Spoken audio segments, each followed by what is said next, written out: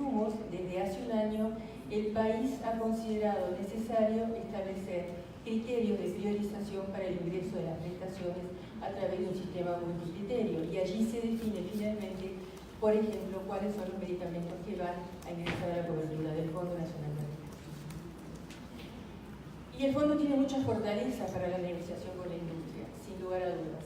En primer lugar, porque es un único comprador de medicamentos de alto precio, paga en forma segura a 60 días, debido a la forma jurídica en la cual la doctora Hernández después va a profundizar, se rige por el derecho privado, y eso sin duda nos habilita a negociar de una manera mucho más que permite implementar estrategias diferentes a lo que pueden ser otras entidades públicas. Lo realiza con total transparencia a través de una comisión de compras que está integrada también por representantes de la comisión honoraria administradora. Los convenios se hacen sin cláusulas de ajuste en pesos uruguayos y en general son convenios a corto plazo. El fondo también ha incursionado en las compras conjuntas, lo cual en algunos casos ha permitido abatir hasta un 80% el precio de medicamentos, como por ejemplo en el caso del Darunavir.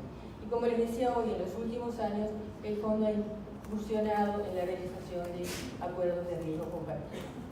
Básicamente la experiencia del fondo se ha centrado en acuerdos de tipo financiero, y en ese sentido ha trabajado en acuerdos muy rudimentarios como aquellos de volumen global. A mayor volumen consumido se pactan descuentos previamente. Ha también incursionado en algunos tipos de acuerdos en los cuales hay una combinación de unidades consumidas y algo de resultados. Por ejemplo, aquellos casos en los cuales, conocida la supervivencia para determinado tratamiento en los ensayos clínicos, se acuerda que aquellos pacientes que sobrepasen esa tasa de supervivencia serán de cargo del laboratorio.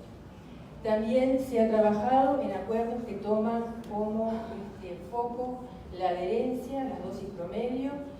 Por ejemplo, cuando se sabe que el consumo promedio de determinada medicación en pacientes en donde la adherencia se sabe que no es excelente, se determina a partir de que también son de cargo del prestador esas dosis suplementarias.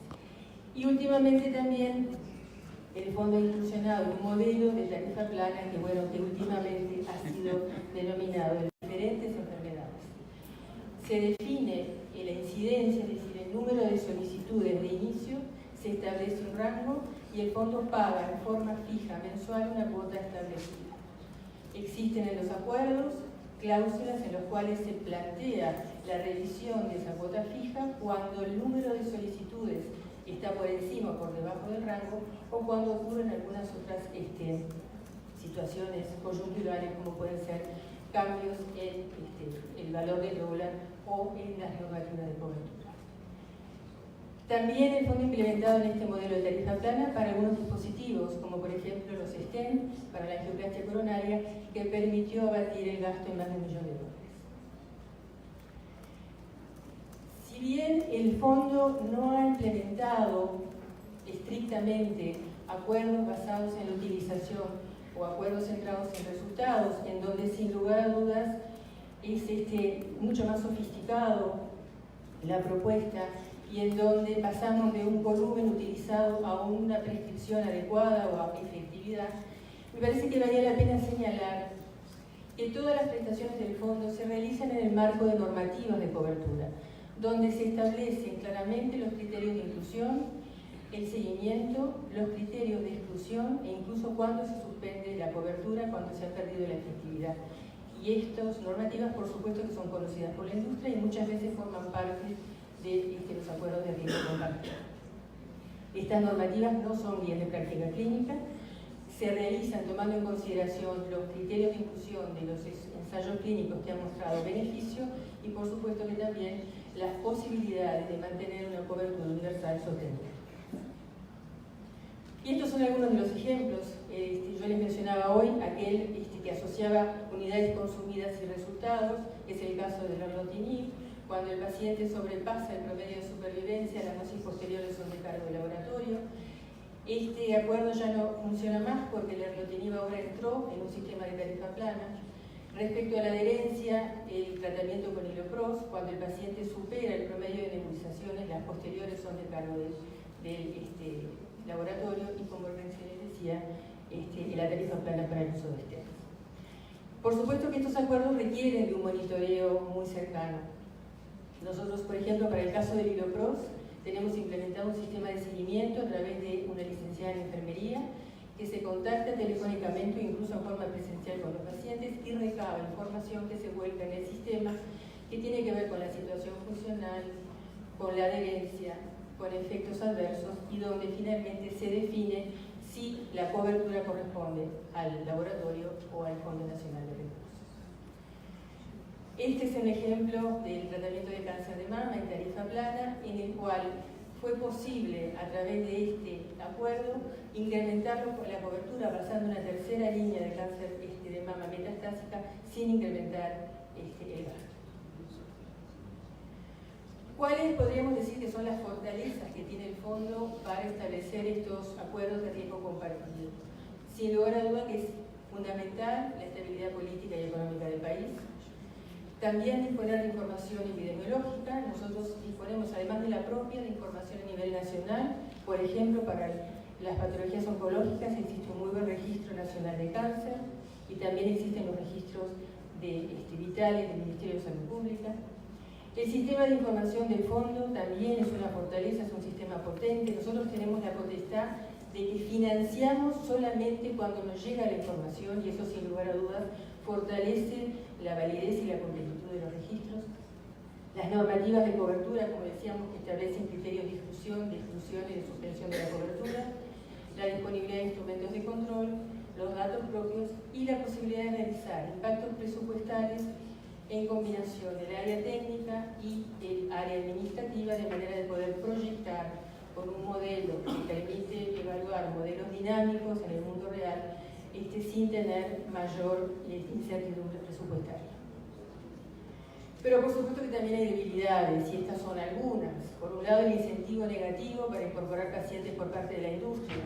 Nos ocurrió, comenzó a descender las solicitudes de tratamiento por cáncer de mama, y uno se pregunta, ¿esto es por razones epidemiológicas, esto es por razones médicas, porque mejoró la pesquisa, mejoró el tratamiento temprano, las instancias de promoción, o es porque hay un cambio en la estrategia de la industria?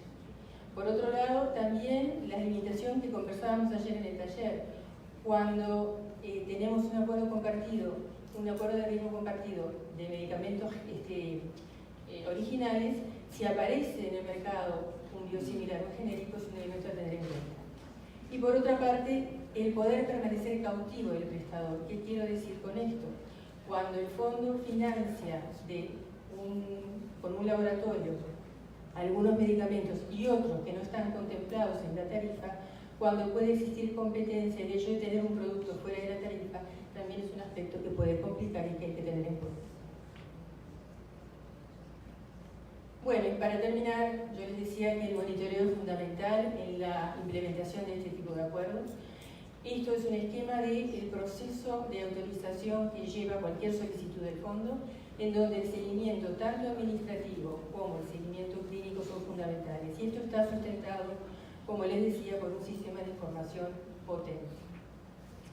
Este sistema de información, sin duda, que es imprescindible para todo esto, ¿no? Para los monitoreos de resultados, las estadísticas, publicaciones científicas, el monitoreo de acuerdos con la industria y sobre todo porque el fondo tiene que ser transparente para brindar información pública sobre en qué invierte los recursos que son públicos y además también para la toma de decisiones. Sin lugar a duda que estos resultados son útiles para avanzar hacia acuerdos de riesgo compartido por performance, para establecer las condiciones de los acuerdos compartidos, para hacer un seguimiento y también para fundamentar a veces cambios en la cobertura. Y en ese sentido, muy brevemente les quería mostrar esto porque para nosotros fue un hecho realmente importante e interesante. El fondo financia el tratamiento del cáncer de riñón metastásico. La normativa habilitaba la posibilidad en primera línea de utilizar los fármacos Pazopanib o Sunitinib. Vean ustedes en el diapositivo la evolución del precio de ambos, con un precio sustancialmente más bajo, 6 veces más bajo para el Pazopanib que para el Sunitinib. Existía publicado este estudio, el estudio COMPAS, que evaluó ambos medicamentos y encontró que no había diferencias en cuanto a la efectividad. En la unidad de evaluación del fondo, con los datos reportados, se hizo un estudio en la vida real midiendo supervivencia global y supervivencia libre de progresión, y los resultados fueron similares a los del estudio COMPAS, que es un estudio clínico randomizado.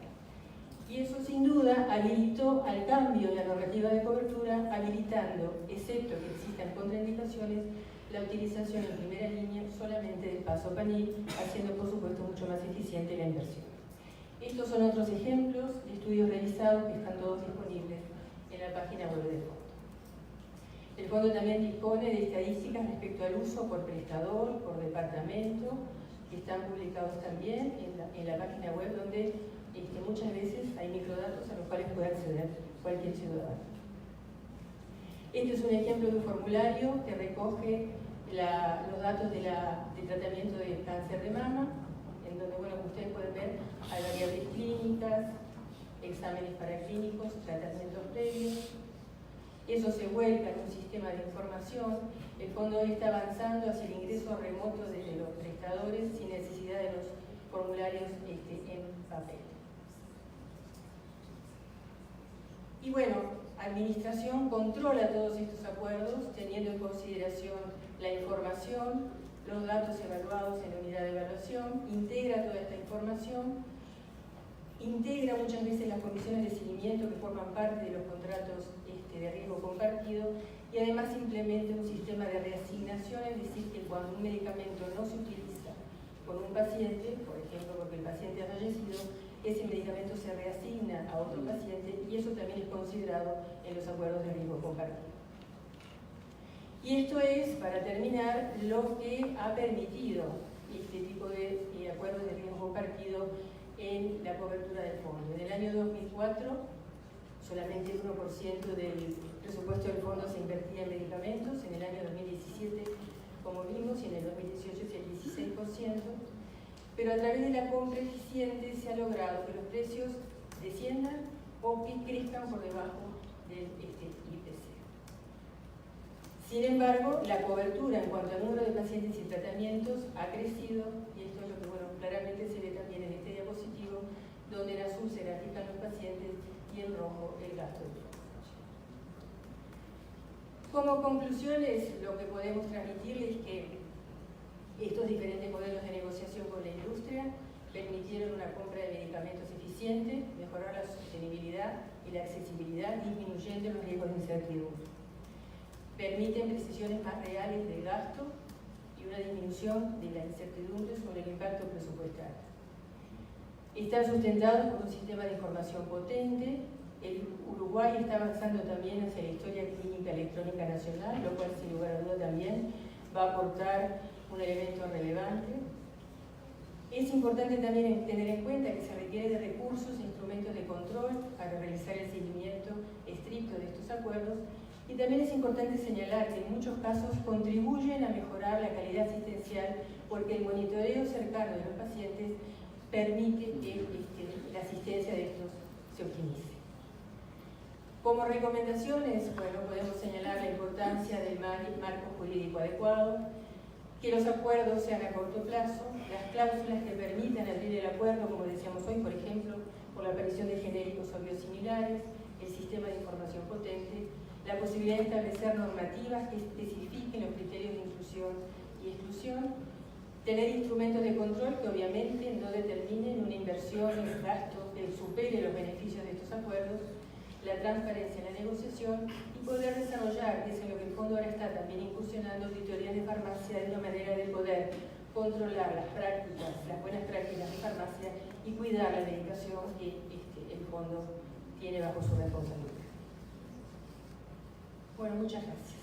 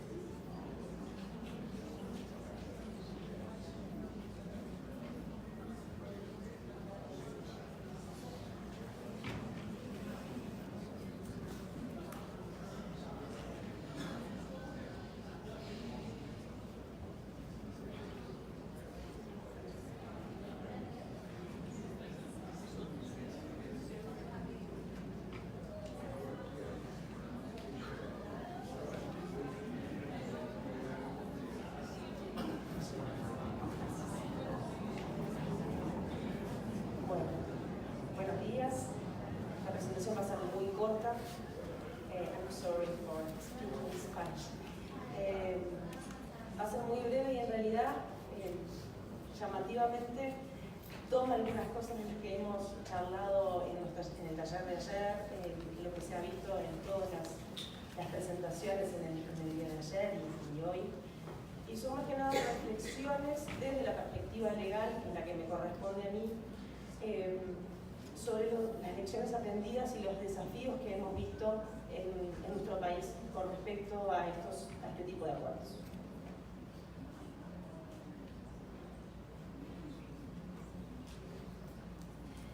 Primero que nada, decirles que nosotros entendemos por acuerdo de riesgo compartido cualquier fórmula contractual que condicione los ingresos de los proveedores a la consecución de objetivos previamente definidos, de volumen, dispensación o efectividad, pero diferente a la multiplicación, a la simple multiplicación del precio unitario. Es decir, que partimos desde un concepto mucho más amplio del que, por ejemplo, se hablaba ayer y que hablaba Renata también, con respecto a lo que se intenta en Brasil conseguir con este tipo de acuerdos. Como decía Rosana, las fortalezas para la concreción de acuerdos de riesgo compartidos en el Uruguay es que el Fondo Nacional de Recursos es el único comprador. Su forma jurídica como persona pública no estatal, es decir, en Uruguay está determinada la forma en administración central, en los ministerios. Luego hay una descentralización parcial en los servicios autónomos y los entes autónomos y servicios centralizados. Y luego, con cometidos no esenciales para lo que es el Estado, o no tan esenciales, están las personas públicas no estatales, que lo que tienen es que trabajan bajo el régimen de derecho privado. Al trabajar bajo el régimen de derecho privado tenemos determinadas libertades o competencias que no tienen los ministerios de salud, ni ningún ministerio, pero en este caso los ministerios de salud de ningún país. Entonces las posibilidades de contratación son absolutamente distintas, tenemos muchísima más libertad y si bien estamos controlados por los órganos de contralor del Estado, tanto el Tribunal de Cuentas, la Auditoría Interna de la Nación, sin embargo se respeta que el régimen que nosotros podemos utilizar es el de derecho privado. Asimismo, y como decía Rosana, las seguridades en el pago también son un aliciente para que las empresas intenten o propongan diferentes tipos de acuerdos con el Fondo Nacional de Recursos. ¿Cuáles son los desafíos que nosotros vemos si fuera el Estado o fuera el prestador público, por ejemplo, que en Uruguay se llama ACE, Administración de los Servicios de Salud del Estado, que es el prestador público único del país?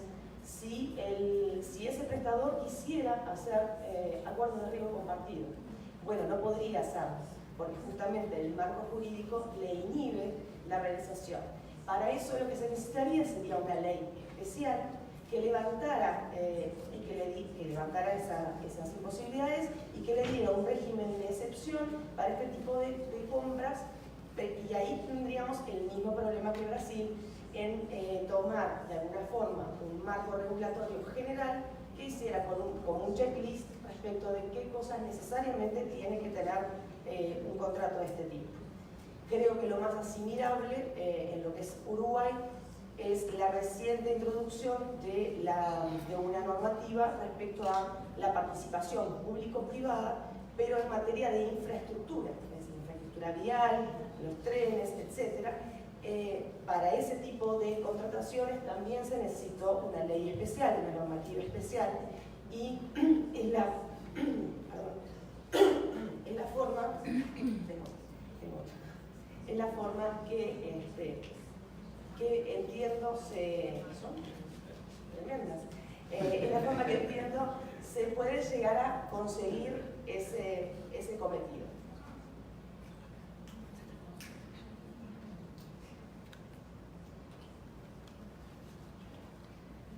Gracias.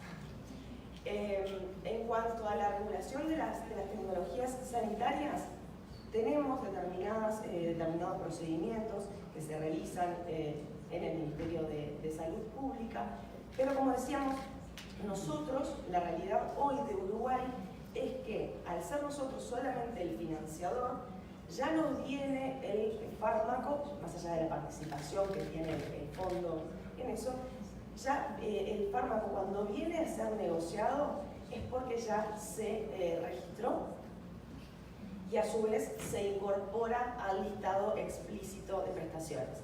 Por lo tanto, el precio está disociado de lo que es el registro y el costo de efectividad se realiza en forma anterior, con un precio modelo, con un precio tentativo, pero no se discute ese contrato de riesgo compartido, ni ningún contrato, a la hora de la incorporación o a la hora del registro. Esas cosas están absolutamente separadas en nuestro país. Y acá tenemos 4 problemas. Primero, el plazo de los contratos. Como decía Rosana, nosotros tenemos plazos de contratos relativamente cortos. Ahora bien, sabemos que en materia de tecnología en salud, los plazos cortos o breves dejaron de ser algo tangible. Es decir, lo que hoy aparenta ser el único fármaco para una dolencia en especial, dentro de unos meses ya no es el único y tenemos uno o varios competidores, aún en estas nuevas tecnologías, en los temas genéticos, incluso en esos ya tenemos, de alguna forma no es una amenaza, sino unos desafíos en el horizonte que posiblemente en breve sean realidad. Entonces, el tener los contratos con un plazo inamovible dificulta muchísimo el ingreso de otras tecnologías y también la discusión de los precios. A su vez tenemos el problema de la confidencialidad. Como decía, lo especial del fondo hace que podamos tener acuerdos de confidencialidad. En Uruguay tenemos una normativa respecto a la información pública y el acceso a la información pública, pero cuando el proveedor solicita que el contrato se tenga como por confidencial en su totalidad, eso tiene que ir a aprobación de nuestro órgano máximo, y si nuestro órgano máximo entiende que así será, y obviamente que lo va a entender porque está haciendo un acuerdo con esas condiciones, ese contrato pasa a ser absolutamente confidencial, inclusive el know-how, inclusive el precio. Entonces, la unidad de cada tratamiento o cada caja. Y acá, que no se ve, en realidad es un artículo de prensa que salió hace un tiempo, en el que está nuestra directora, la doctora Alicia Ferreira, y en el mismo se planteaba la razón de la nota. La razón de la nota es que tenemos, como decía Rosana, un acuerdo sobre varios medicamentos para varias patologías, dentro de las cuales está el fármaco rituximab. Se hizo un contrato en determinado tiempo, obviamente que con un precio que no podemos decir porque es confidencial, y apareció la competencia con un similar, con un precio muy barato. Se realiza la negociación, nos sentamos a discutir con Roche y con la otra empresa, y obviamente no se podía deshacer el acuerdo en su totalidad porque, y lo que fue toda una negociación bastante ardua, el hecho de desarmar todo ese paquete que teníamos de varios medicamentos, además del rituximab, hacía que el precio se elevara en forma tal de que era imposible tomar solamente el rituximab como más barato el de la otra empresa, porque dejaba de serlo además, pero sin perjuicio de eso, el resto de los fármacos que estaban incluidos también se elevaba muchísimo y por lo tanto se mantuvo este contrato sumando otros beneficios, sumando otros fármacos y otras indicaciones. Pero el contrato entonces se mantuvo y la competencia cambió. Ingresó con un similar más barato al principio y perdió. La competencia se presentó ante el fondo y nos solicitó el acuerdo de riesgo compartido, en realidad el contrato. Y le tuvimos que decir que no. Por lo tanto, salió a la prensa a decir que era competencia desleal, que era abuso de posición dominante, etc. y se nos vino a preguntar, y por eso está la nota, que si alguno quiere se la podemos enviar por mail, que en realidad se explicaba cuáles eran las razones y que el fondo había actuado transparentemente, con transparencia, con cristalinidad, dentro de lo que le permitía el contrato y las cláusulas que teníamos.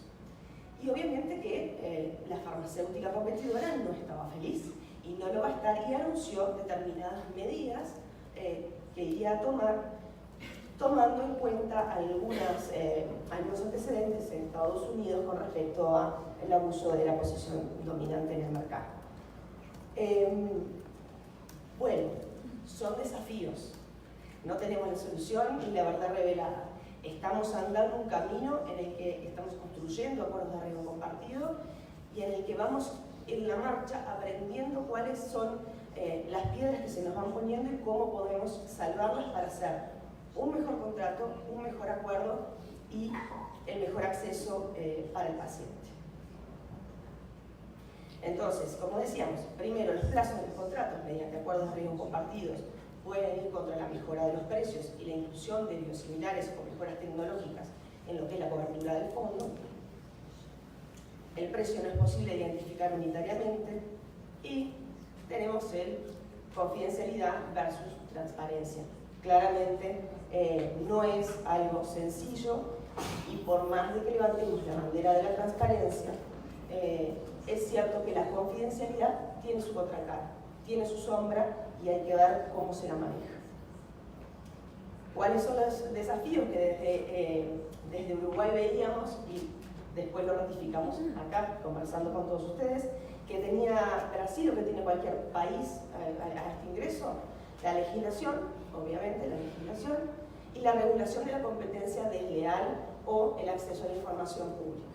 Claramente, si se van a mantener, como exigen las compañías farmacéuticas, acuerdos de confidencialidad, tiene que haber alguna regulación para lo que es el acceso a la información, hasta dónde se permite, qué cosas no, como veíamos en Cataluña, que pasa, a veces somos necesarios los abogados. Así que bueno, muchísimas gracias. En realidad son más las preguntas que las respuestas, pero en este camino andamos todos. Gracias.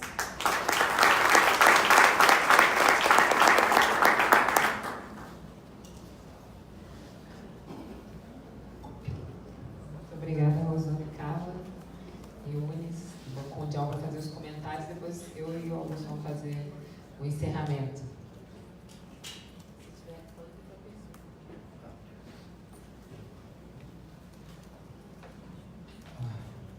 Buenos días. Muy interesante la presentación. Yo creo que podríamos...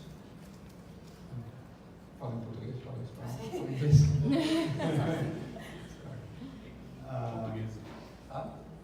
Português? Eu vou falar devagar. Eu acho que essa é a última experiência que nós estamos vendo nesses 2 dias. Muito interessante a experiência do Uruguai.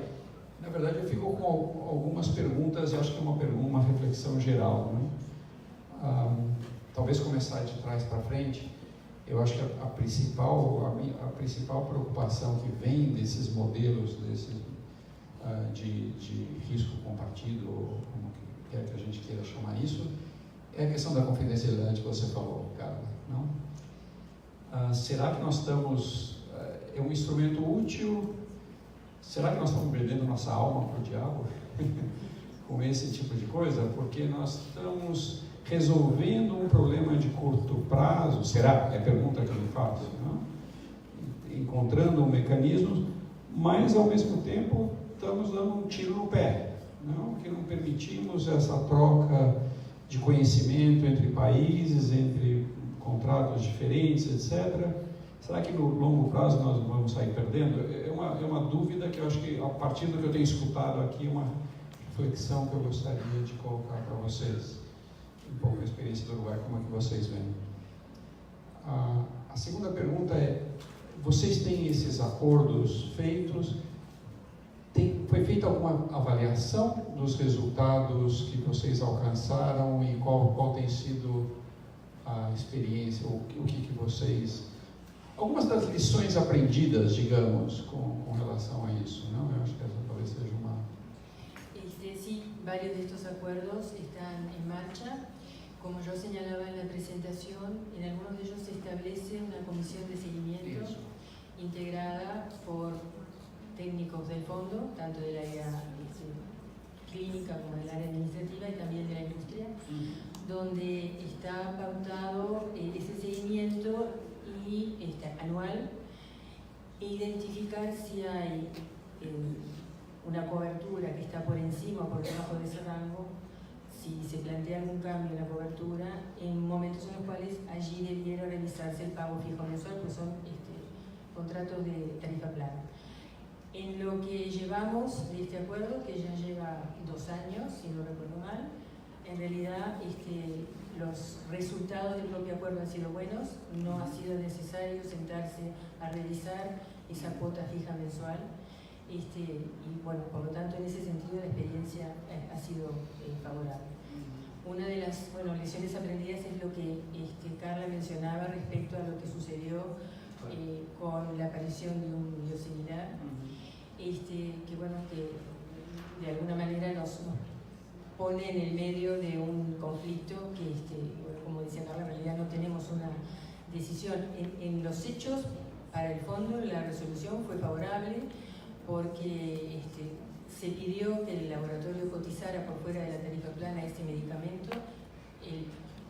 Comparando eso, más la tarifa de los demás medicamentos que quedaban y lo que planteaba la competencia, en realidad no nos servía como fondo en un manejo eficiente de los recursos aceptar el biosimilar. Y por lo tanto, teniendo en consideración la eficiencia, nos mantuvimos con el acuerdo de riesgo compartido previo. Otros aspectos que también están contemplados en estos convenios es que si por algún motivo, como podría haber sido este caso de rituximab, el convenio se desarmara, también es importante establecer un compromiso de que los precios de los fármacos que quedaran por fuera de este u otros convenios no se disparen. Y en ese sentido hay cláusulas que determinan que el laboratorio se compromete a que los precios no superen los precios más bajos de la región. Respecto a evaluación de resultados clínicos, el fondo lo realiza periódicamente, no con el objetivo de, hasta ahora al menos, de que formen parte de acuerdos de riesgo compartido. Son evaluaciones de resultados que nosotros hacemos en forma prospectiva y algunos analizamos datos de cohortes históricas para estar seguros que los resultados son los que esperamos y que al menos están publicados. Y bueno, yo les he mostrado, por ejemplo, el caso de cáncer renal, y ahí tenemos otros casos, por suerte, en los cuales las evaluaciones han mostrado resultados comparables a los ensayos clínicos. No sé si por ahí... Sí, perfecto, muchas gracias. Sí, con respecto al tema que tú planteabas, si ante la duda de si esto es un callejón sin salida, en realidad creo que es un aprendizaje continuo de todos los países, incluso de las organizaciones internacionales. El año pasado, hace prácticamente un año, estábamos aquí hablando sobre precios de referencia y los bancos de precios de referencia. Ahora estamos hablando de los acuerdos de riesgo compartido. Creo que es un camino que todos los países estamos dando para tratar de dar más y mejor. No me quería olvidar de, justamente en la presentación, omití decir que es importante, la cláusula de mantenimiento de precios es fundamental tenerla presente, porque cuando termina además el acuerdo, los precios pueden dispararse muchísimo y eso obviamente conspira contra la sustentabilidad del sistema. A outra pergunta que eu acho que eu talvez gostaria de fazer de uma maneira mais operativa, vamos assim dizer, é quão difícil ou quão rápida foi a negociação desses acordos com a indústria? Qual foi a experiência do fundo na negociação, na definição dos acordos? Primero, volver a aclarar que en realidad nosotros ya tenemos un camino andado en el sentido de que el medicamento ya está incluido, ya está registrado, que no es menor porque eso reduce el tiempo de discusión y Obviamente también los elementos del contrato también difieren. En el caso del primer acuerdo, que fue el cáncer de mama, si no me equivoco, estuvieron prácticamente un año desde que se iniciaron las conversaciones al final y a la conclusión del contrato. No más de eso, en general, yo diría que en el término de meses, después subieron otros acuerdos y obviamente eso fue mucho más fácil, fue mucho más rápido, porque bueno, había una experiencia previa. Pero yo me manejaría en el término de meses, a lo sumo un año, pero en general no más de eso. E a outra pergunta, talvez, vocês tiveram que fazer ajustes aos sistemas de informação, às bases de dados, ao tipo de informação que vocês coletavam para os acordos, ou vocês utilizaram já o que tinham, o que o fundo já tinha? Nosotros ya tenemos un sistema, previo a los acuerdos de riesgo compartido, disponemos de un sistema de información que es muy potente, y yo señalaba un hecho que no es menor. La información al fondo tiene que venir sí o sí, porque si la información no llega, el fondo no paga la cobertura, no paga el procedimiento, no otorga el medicamento. Es decir, que y los prestadores eso lo manejan, lo conocen. Por supuesto que al principio fue más difícil, pero en realidad hoy en día nadie evita o tiene resistencia a mandar la información. A veces no es completa y bueno, ahí se solicita que se complete, pero en general eso ya está bastante aceitado porque hace muchos años que el fondo ya maneja ese sistema de datos y bueno, eso sin duda es un beneficio, un plus que el fondo tiene un camino ya recorrido que no es menor, porque bueno, entendemos que el monitoreo es imprescindible para que esto funcione. No me quería olvidar porque había estado conversando con Augusto y fuera de lo que era la presentación, respecto a si este tipo de acuerdos habían aumentado o disminuido lo que es la judicialización en el país. En Uruguay tenemos un tema grande, como tiene Brasil, un tema grande con la judicialización, y en realidad este tipo de acuerdos no ha impactado en lo que son la redacción de acuerdos de riesgo compartido. Sí tenemos otros problemas latentes, como son estos de amenazas veladas de un juicio entre ellos, quizá de rebote, un efecto rebote que nos pueda afectar, pero no en los efectos de los procesos individuales de judicialización por amparos o tutela. Bom, eu vou agora abrir. Quanto tempo nós temos, Vânia, Augusto? Eu sei que nós já passamos. Meio de meia. Tá bom. Eu só gostaria de deixar uma pergunta aqui no ar, aqui para o caso brasileiro. Será que nós, para implementar esse tipo de coisas, será que precisamos de uma instituição com uma natureza jurídica diferente da que nós temos, que é a experiência do Uruguai, que diz que a importância de ter essa flexibilidade na natureza jurídica do fundo foi fundamental para o êxito desse tipo de contrato? Será que no Brasil nós temos uma direção similar? Não sei, uma pergunta que eu deixo no ar. Mas eu gostaria de abrir ao público. Alguém tem alguma pergunta? Por favor.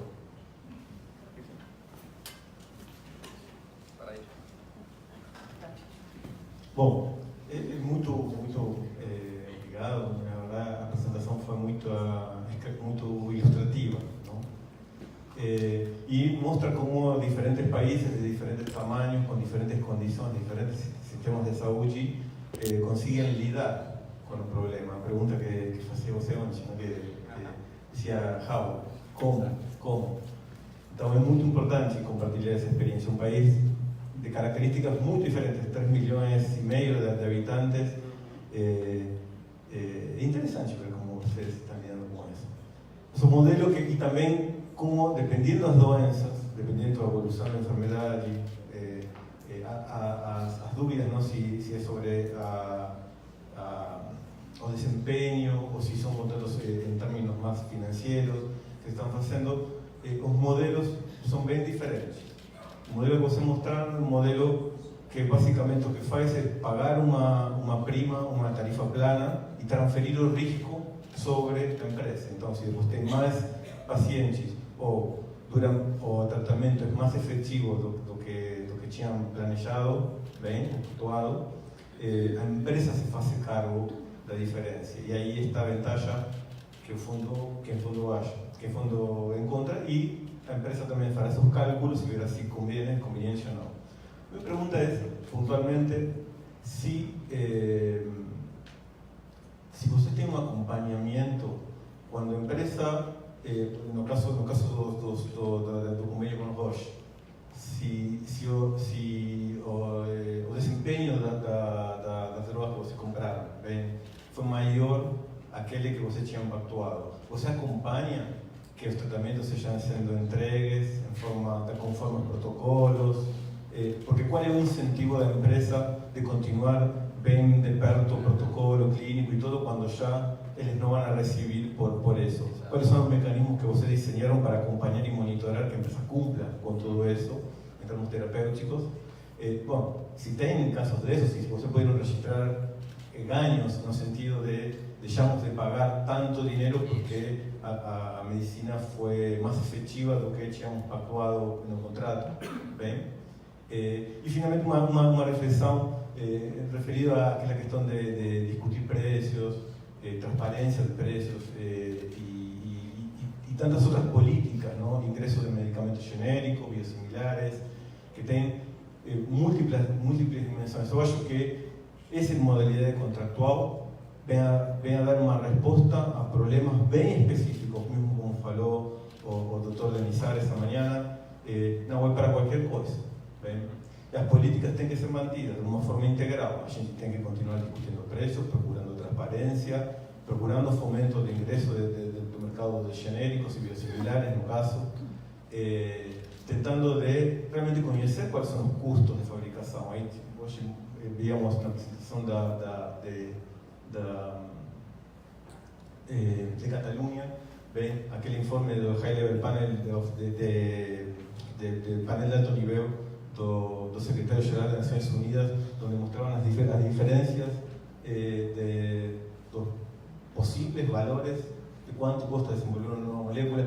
Então, agora tivemos há pouco tempo a discussão do Global Fair Pricing Forum em Sudáfrica, auspiciado pela OMS, onde está discutindo muito esse assunto. Então, acho que a gente não tem que deixar e abandonar nenhuma daquelas discussões. Tem que continuar trabalhando em todo. Desde pesquisa de desenvolvimento, registro, ingresso, compra, uso nacional, monitoramento e gestão das tecnologias. Mas queda a pergunta sobre como monitoreaban cuando iba além o resultado era melhor. Yo hoy mostraba en la presentación que todas las prestaciones del fondo están enmarcadas en normativas de cobertura. Esas normativas de cobertura, por supuesto que también existen para los medicamentos de alto precio y en algunos casos forman parte de ese acuerdo. Y allí se establece claramente cuáles son los criterios de inclusión, los criterios de exclusión, cómo debe hacerse el monitoreo y cuándo el medicamento se suspende porque ha habido progresión lesional o no ha sido efectivo. Cuando llega una solicitud al fondo, si no se cumple con todos esos criterios, el medicamento no se financia. Es decir, nosotros nos aseguramos que los medicamentos, los tratamientos que se van a autorizar son los que están dentro de ese marco normativo. Es decir, que no nos pasa que se incluyan situaciones en las cuales el beneficio esperado sea menor, porque esas normativas incluyen criterios de inclusión de los ensayos clínicos en los cuales se ha demostrado mayor beneficio en resultados clínicos. Lo que nosotros hasta ahora no hemos avanzado es en tener acuerdos de riesgo compartido por desempeño, los acuerdos típicos en los cuales nosotros establecemos que se evaluará la efectividad de un tratamiento y de acuerdo a la efectividad a la que se llegue, se hará el descuento o no se hará el descuento. Hay algunos acuerdos que son, podemos decir, mixtos. Por ejemplo, ese que yo mencionaba, cuando se considera consumo asociado a supervivencia. Si la supervivencia es mayor, asume las dosis posteriores el laboratorio. ¿Pero cómo monitorean eso? Que el laboratorio continúe entregando las dosis cuando superó la sobrevivencia. Porque cuando ingresa una solicitud, el equipo técnico del fondo analiza si está contemplado dentro de la normativa. Cuando es así, se autoriza, el equipo de administración controla y es el equipo de administración que autoriza el pago y ese pago sale hacia el laboratorio. Esa autorización, perdón, sale hacia el laboratorio. Pero cuando ya no pagan más. Cuando se llegó al límite del acuerdo, digamos, el acuerdo No, decía lo que a pasa partir de Es una, por ejemplo, en el caso de cáncer de mama es una tarifa plana. Cuando se elaboró el acuerdo se estableció, de acuerdo a los datos previos que teníamos, cuál debiera ser el número estimado de pacientes con un rango de un 10% para abajo, para arriba, considerable. Entonces el fondo paga esa cuota fija, ingresan los pacientes dentro de sus criterios de inclusión permanentemente, sin un tope, salvo que nos pasemos por encima de ese 10% superior que se establece, y es el momento en el cual ahí se renegocia esa cuota, cosa que hasta ahora no ha ocurrido. Siempre, no sé si logro explicarme. No sé si entiendo tu pregunta, Ariel. Cuando llegó a la sobrevida fue 3 años. Sí. El paciente vive 4. Sí. ¿Ustedes cómo monitorean que la empresa siga entregando gratuitamente el Es cuarto por- año? Bueno, ¿Quién entrega la información? ¿Es la empresa que les da la información? ¿Es el servicio? no, la solicitud sigue ingresando al fondo, pero como superó, por ejemplo, los 12 meses de supervivencia, llega al laboratorio la indicación de que tiene que financiar eso. Y a su vez después tiene que seguir llegando otra dosis Son posterior. ustedes que dan la Somos orden. nosotros, exactamente.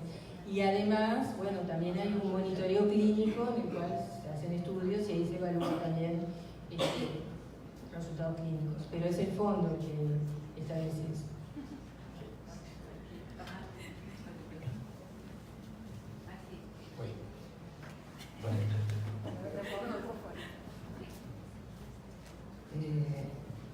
Vocês fazem o monitoramento do horizonte tecnológico?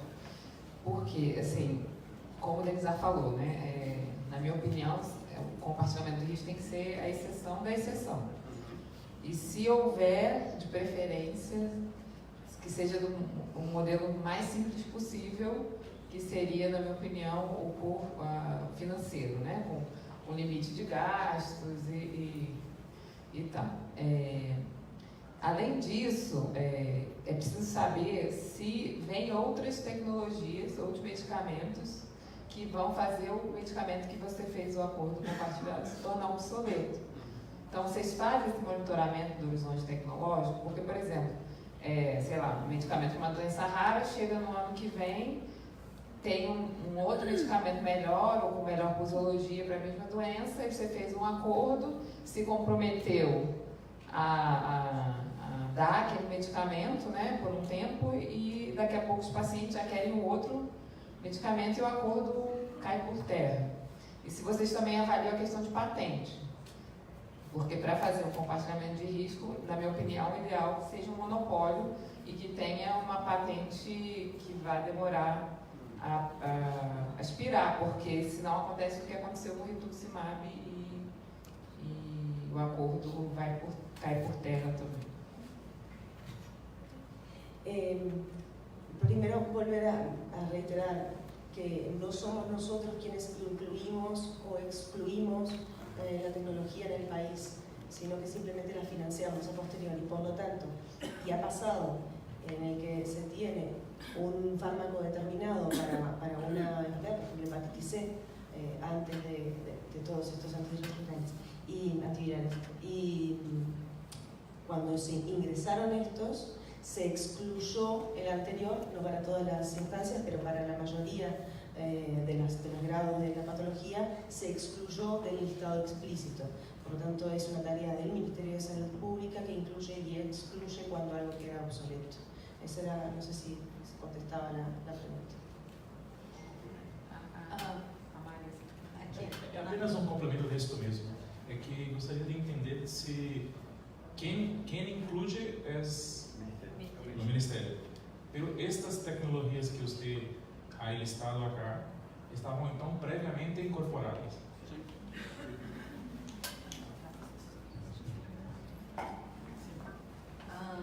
A pergunta é medicamentos onde você pode ter um problema de efetividade relacionado à aderência, como por exemplo palivizumab, que você precisa de mais uma dose, ou um tipo de vacina que você precisa tomar várias doses. Como vocês veem essa situação em relação ao compartilhamento de risco, uma vez que a ineficácia pode ser um problema do sistema de saúde e não do medicamento exatamente? Bueno, por ejemplo, para uno de los medicamentos que está dentro de este tipo de acuerdos es el Hidropron para el tratamiento de hipertensión pulmonar. Y allí lo que se hace es un seguimiento caso a caso por parte del fondo, una licenciada en enfermería, se contacta con el paciente, releva una serie de información, incluso en ocasiones cita al paciente, bueno, va a su domicilio, es decir, que hay un monitoreo, diría yo, cuerpo a cuerpo con los pacientes. No en todos los casos, pero este es un ejemplo en el cual el fondo se contacta con el paciente y de esa forma evalúa, entre otras cosas, la adherencia. Sim, mas se o paciente não tem aderência, então ele é excluído da análise de efetividade. No, en cuanto a la efectividad, obviamente cuando nosotros hacemos una evaluación de resultados, por ejemplo, fuera de lo que son los acuerdos de riesgo compartido, no tenemos una certeza 100% de que hay una adherencia absoluta. En realidad nosotros lo que recibimos es la información reportada por el médico tratante que hace una solicitud donde se relevan un montón de datos en donde obviamente está considerado la variable adherencia. Obviamente eso es un documento y lo que nos debe reportar es lo que realmente ocurre, pero bueno, allí es el médico tratante que hace el reporte.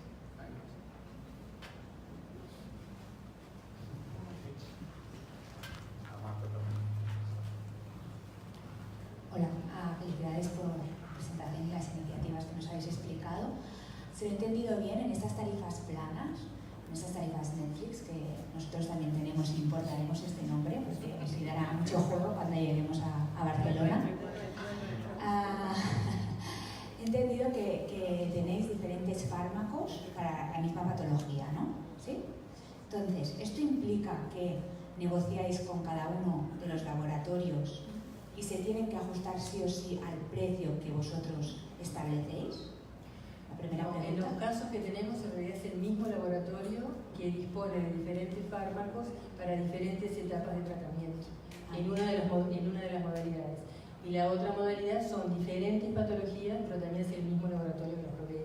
O sea que la negociación siempre es con un laboratorio. Vale. Nuestra experiencia es un poco diferente. Nosotros entramos por patología e incluimos todos los fármacos. Entonces tenemos artritis reumatoide, por ejemplo, y todos los fármacos se pagan por tarifa.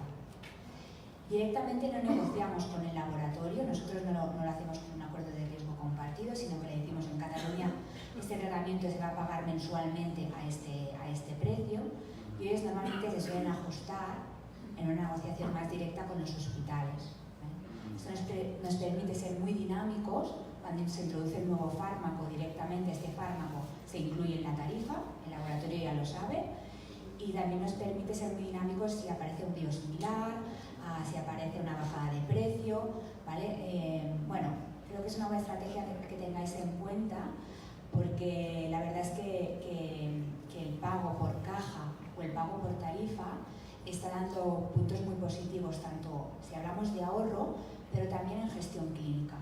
El clínico delante del paciente tiene que escoger qué tratamiento tiene que dar, sabe cuál es su margen y bueno, pues lo estamos haciendo en patologías como los inmunosupresores selectivos, también en el SIDA, ¿vale? Donde tenemos un número muy grande de tratamientos y diferencias importantes de precio.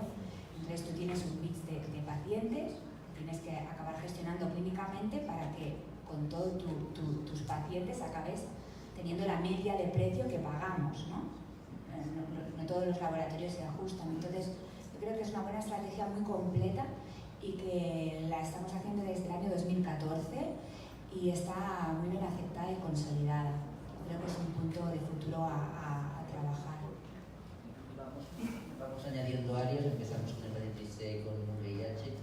La última patología que hemos establecido esta tarifa es en asma grave no controlada, por ejemplo, por los hormonales que hay, omalizumab, tocilizumab y un tipo y pembrolizumab, y nos ha ido muy bien porque tienes un coste fijo. En el caso de la asma grave controlada, uno de los fármacos tiene un precio que varía en función del peso del paciente, en cambio el otro tiene un coste fijo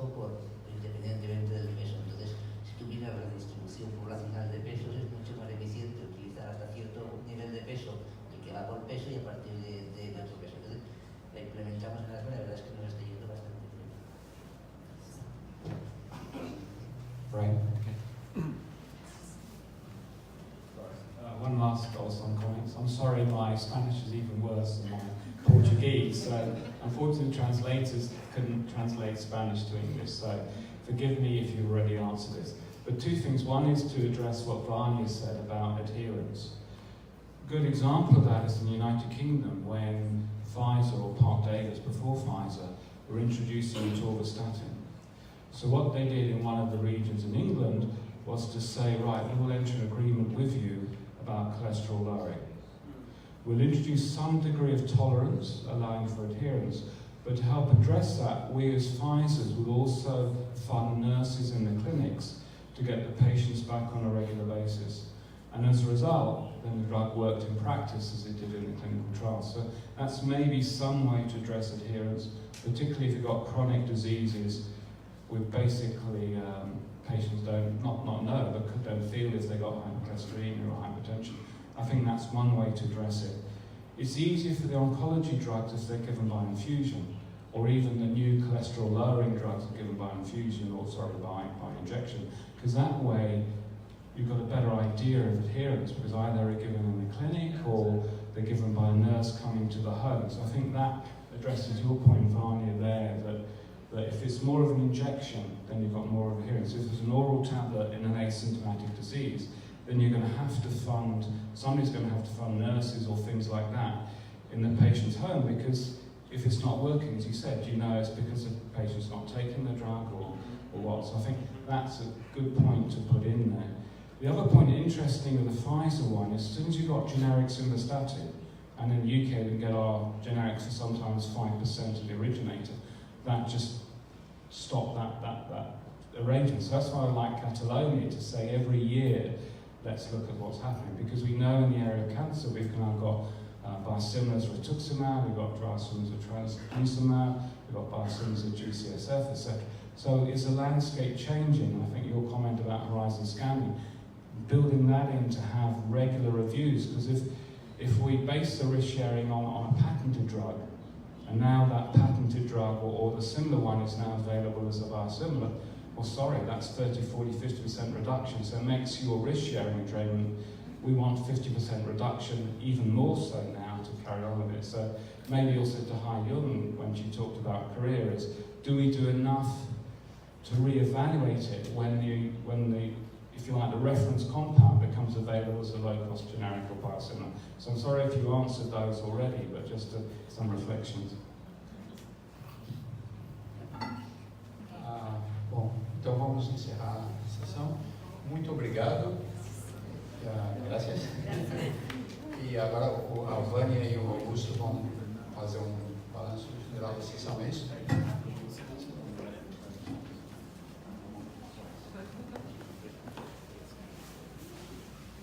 Só agradecer a todos que estiveram aqui, agradecer ao Augusto e toda a equipe que fizeram árduo trabalho, né, para fazer esse evento. Acho que todo mundo ficou satisfeito, a gente aprendeu muito e vai sair daqui com muitas reflexões do que poderia ser feito para o Brasil, lições, né? Queria lembrar duas coisas que pediram para eu lembrar. Uma é que a gente vai mandar um e-mail com a avaliação do evento, então, por favor, respondam para que a gente possa melhorar nos outros eventos. E a outra é que os certificados estão do lado de fora, para quem não pegou ainda. E por mim é só. Aí eu queria agradecer a todo mundo. Só para complementar realmente, fazendo um wrap-up da sessão de hoje, né, um resumo, nós aprendemos muitas lições hoje também, e elas são complementares ao dia de ontem, e os casos apresentados hoje, destacando, como o Brian colocou, a questão da Coreia, né, que ela colocou da reavaliação, a importância do acordo estar sendo reavaliado, e agora as lições que o Uruguai traz para a gente, é um vizinho próximo, que a gente comunica diretamente e que tem muito a nos ensinar nesse aspecto.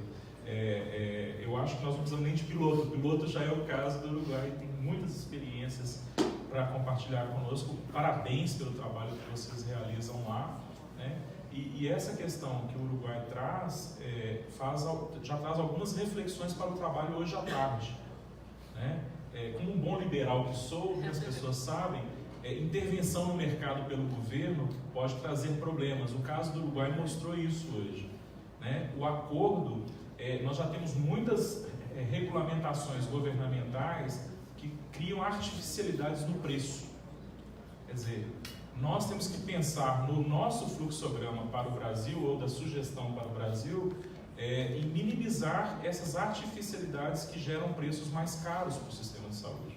E aí reduzem o acesso para todo mundo, que reduz o orçamento geral. Essas artificialidades que foram pontuadas hoje aqui vêm. Ontem o Brian colocou, prazos muito longos não devem ser feitos, aprendemos isso, lição, né? A reavaliação, mesmo em prazos curtos, é importante. A Marisa coloca a questão da efetividade clínica, né? A adesão do paciente, né? Até que ponto o dado de mundo real deve ou não excluir esses pacientes, é uma pergunta, né? E, finalmente, no lançamento de competidores, porque temos um preço alto, a economia fala, vamos ter novos ofertantes, porque vale a pena esse mercado. E aí fazemos um acordo que impede a entrada de novos ofertantes.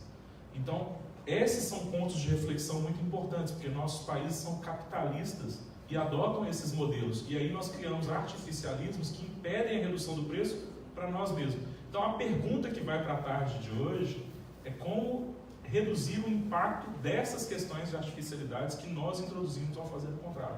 Precisamos pensar nesse ponto, porque senão, como o Brian, a Vânia, a Marisa, a Carla, a Rosana colocaram, o Roberto, nós, todos de certa forma colocaram isso, nós estaremos pagando mais caro ao fazer uma política de contratos que não preveja esses problemas. Tá? Muito obrigado, Vânia, pela oportunidade, e agora temos um almoço. Nós temos um almoço e algumas pessoas, né, do Ministério ficam para a tarde.